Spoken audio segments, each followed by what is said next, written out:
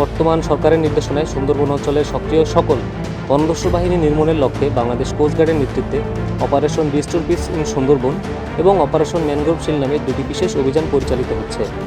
এই অভিযানের ধারাবাহিকতায় অপারেশন ম্যানগ্রোভ শিল্ডের আওতায় অভিযান পরিচালনা করে সুন্দরবনের কুখ্যাত ডাকাত জনাব বাহিনীর 3 জন সক্রিয় সদস্যকে অস্ত্র ও গোলাবারুদ সহ আটক করা হয়।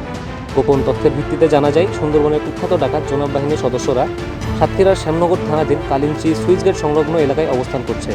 প্রাপ্ত তথ্যের ভিত্তিতে গত 9 জুন 2026 মঙ্গলবার সন্ধ্যা 6টায় কোস্টগার্ড স্টেশন কৈখালী কর্তৃক উক্ত এলাকায় একটি বিশেষ অভিযান পরিচালনা করে সুন্দরবনের কুখ্যাত ডাকাত জনাব বাহিনীর 3 জন সক্রিয় সদস্যকে আটক করা হয়।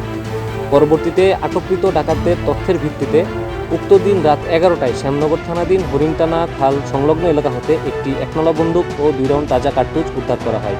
আটককৃত ডাকাত আজিবর গাজী, রবিউল গাজী এবং ফারুক হোসেন সকলেই সাতক্ষীরা জেলার শ্যামনগর থানার বাসিন্দা।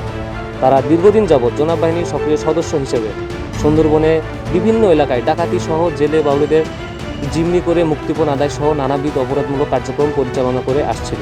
উদ্ধারকৃত অস্ত্র, গোলাবারুদ ও আটককৃত ডাকাতদের পরবর্তী আইনানুগ ব্যবস্থা গ্রহণের কার্যক্রম প্রক্রিয়াধীন রয়েছে। কোস্টগার্ডের চলমান এ সকল অভিযানের ফলে স্থানীয় কিছু স্বার্থান্বেষী মহল ও অসাধু চক্র বাহিনীর ভাবমূর্তি ক্ষুণ্ণ এবং অপরাধ দমন কার্যক্রমকে প্রশ্নবিদ্ধ করার উদ্দেশ্যে বিভিন্ন সময় বিভ্রান্তিমূলক ও ভিত্তিহীন তথ্য প্রচারের মাধ্যমে অপচেষ্টা চালিয়ে যাচ্ছে। অপপ্রচার থাকা সত্ত্বেও কোস্টগার্ডের দস্যু দমন অভিযান অব্যাহত থাকবে। সুন্দরবনকে সম্পূর্ণরূপে দস্যুমুক্ত ও নিরাপদ রাখতে বাংলাদেশ কোস্টগার্ডের নিয়মিত অভিযান ও গোয়েন্দা তৎপরতা অব্যাহত থাকবে।